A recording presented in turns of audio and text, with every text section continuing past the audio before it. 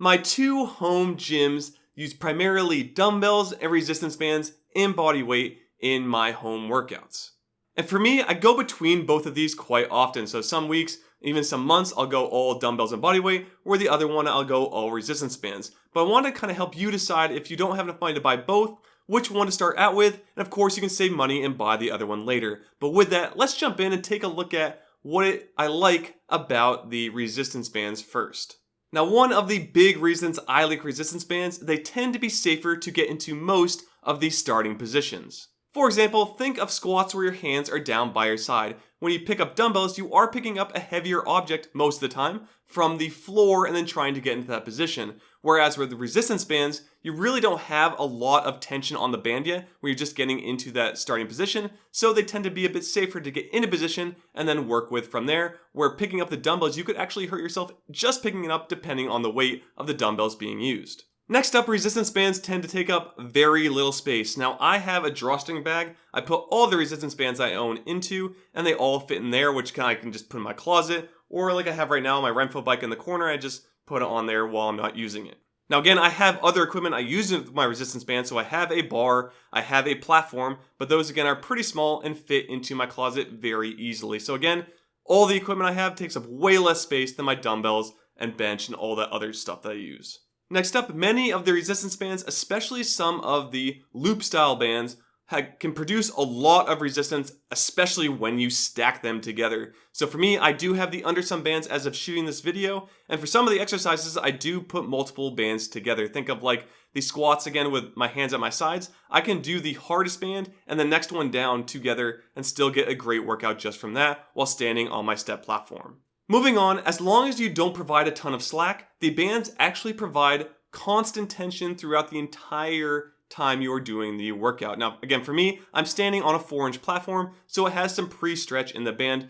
It isn't a ton of resistance, so as I go through the range of motion, I'll get more, but just know you can actually keep constant tension on the muscle the entire time, but it will vary depending on how much you've stretched the band. And lastly, I like resistance bands because they tend to be a lot cheaper than going with a dumbbell version, even if you get cheaper adjustable dumbbells. The one I use, mainly the core fitness dumbbells, come around like $400 right now, where the Nuo bells, which I also have and they go up to 80 pounds, are something close to $800. So again, that's way more expensive than the $70 in bands I spent for the undersum bands. And then even with if you bought my whole setup of the resistance bands, it's something like $150 for all of it, maybe 200 max, versus spending close to 1,000, if not a little bit more, if you got the bench and stuff, to have my other setup. With that, let's go over the things I don't like about using resistance bands. And the first one I did cover, and that is the strength curve versus the resistance curve and how they don't always match up very well. So again, the resistance curve is what you see when you're using the resistance bands themselves versus your personal strength curve, which really is affected by the actin and myosin overlapping when you go through a contraction with your muscle. Again, you want to have it basically lay next to each other, those actin and myosin, and be kind of like flat. You don't want them bunched up, and you want to have also the most number of actin and myosin grabbing at once to create the most amount of force where you're the strongest. So you want the most force at one time on the muscle while you're at your strongest position is kind of the end goal. So that again is one of the main reasons resistance bands can be bad, as at the beginning, again, like bicep curls is where you actually want the lightest, so that's good. As you reach to the middle, you actually want the middle to have the most force on the bands, but they won't. They'll actually have about half the force. Then when you get to the furthest part of the contraction is where you'll reach the hardest part of the band, but again, you'll have a weaker position with your strength curve because of the bunching up with the actin and myosin. So just something to be aware of. Again, you can definitely still build muscle. Just be aware that it might not be the most optimal option in some of your exercises.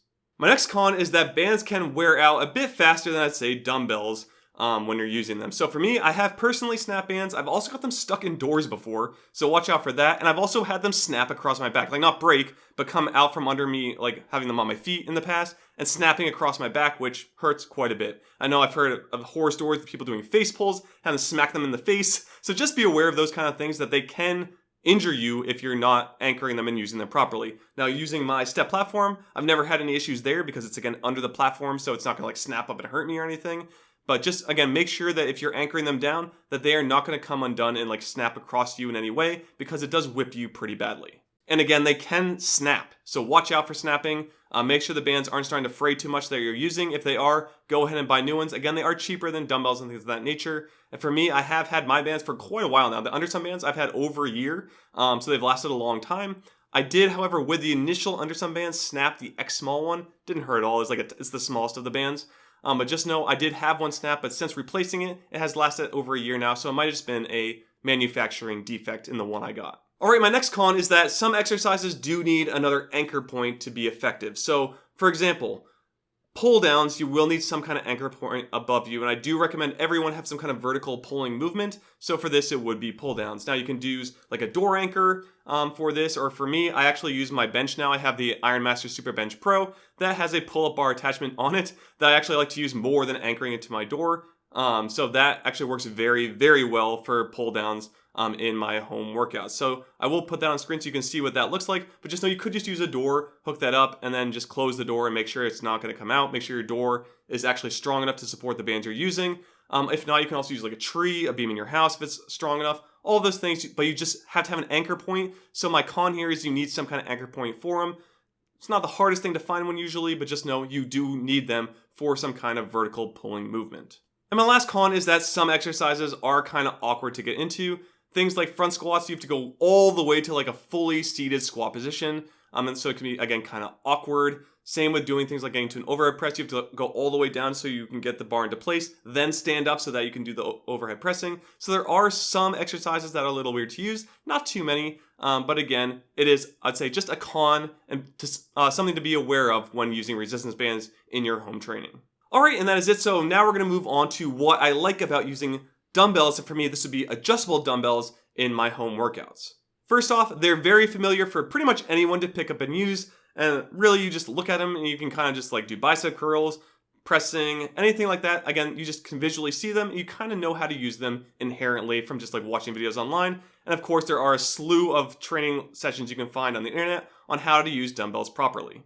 Now, one thing about dumbbells is it's pretty easy to track your progression. So I have adjustable dumbbells. I just can take the handle and turn it left or right to raise the weight up and down by increments of 5. Then I can just write it down on my spreadsheet or put it in the app that I use, and it's pretty easy to track the progression from there. With resistance bands, I actually had to make up the values of them, so I went 10, 20, 30, 40, 50 since the Undersum come with 5 bands, and then if I put them together, I just add them together. So it's not exactly accurate to what the resistance I'm producing is with those bands, but just know that's just how I had to figure out my own way to track them versus dumbbells, which is pretty cut and dry as you just see the value of the poundage you're using. Next up, adjustable dumbbells take up very little space. So if you bought regular dumbbells, it would actually probably take like a whole wall, but my adjustable dumbbells are very, very easy to just put into a closet. Again, very little space is used.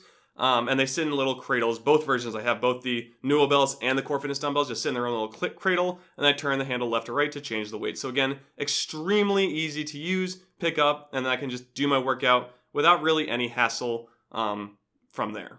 Now, something that goes really well with dumbbells is a bench, and I have the Ironmaster Super Bench Pro that I love right now. It is pretty expensive as I do have the bar attachment, the pull-up bar that goes with it, but just know this bench has been the best I've used so far. And if you get it, you can do other things like chest supported rows, seated overhead presses, which I prefer over standing overhead presses, and things of that nature. So just getting a bench can open up a lot more exercise variations for you. So I do recommend taking a look at it if you have the money. Otherwise, you can just use the floor for like chest presses and whatnot. But just know the bench can enhance the variety of exercises you can do if you're looking to spice things up. And the last thing I like about dumbbells, and this is almost strictly for the adjustable dumbbells that I have as they have plates, is that I can put them in a backpack, those plates, and enhance many of my body weight exercises. So things like pull-ups, dips, inverted rows, many of those exercises, I actually do take the plates and put them in a separate backpack. That way I can enhance it and get stronger with my body weight movements. Again, this is pretty much strictly for my adjustable dumbbells as they have those plates. Regular dumbbells, you probably can't do this very easily with, but just know I do it with a lot of the plates for many of my body weight exercises. And with that, let's take a look at what I don't like about the adjustable dumbbells.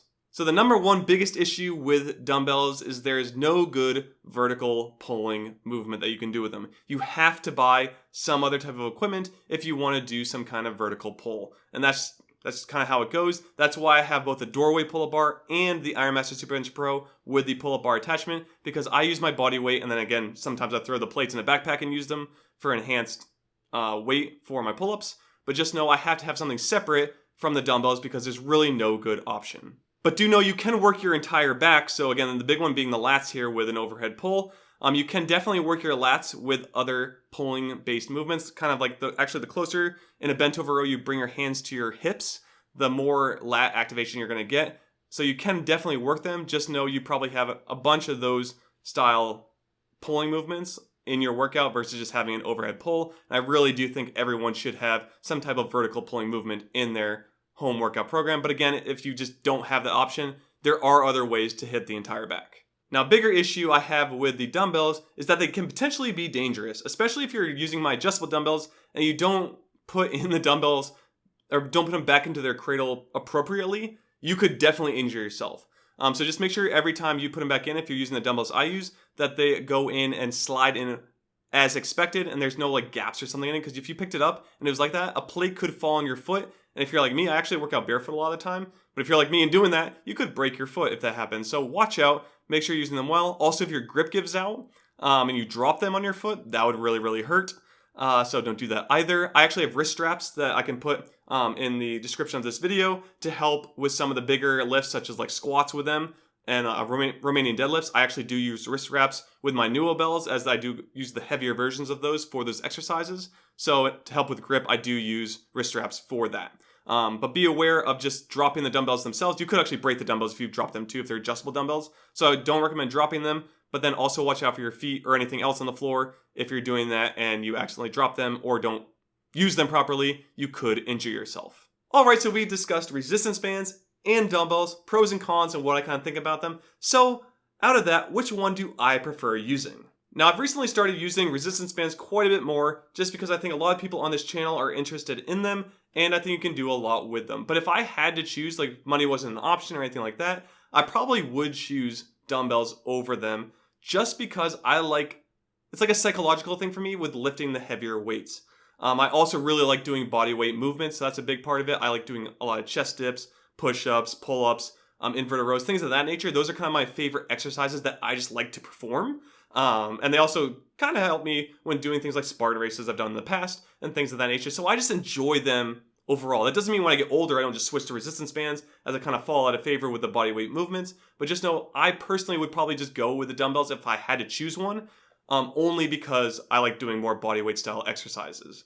So that's what my choice. Again, it's really up to you and what you decide to do. I'll continue to make exercises and videos on both. And again, as I get older, it probably will change more to resistance bands just for the reason of it's easier for me to set up and I might not be able to even do pull-ups in the future. And I'd still like to be able to build as much muscle as I can for as long as possible. So that's what I think. I will put 2 videos on screen kind of going over my current setups, whether that be dumbbells and resistance bands. And just so you can get more information, make sure you go and check out those videos.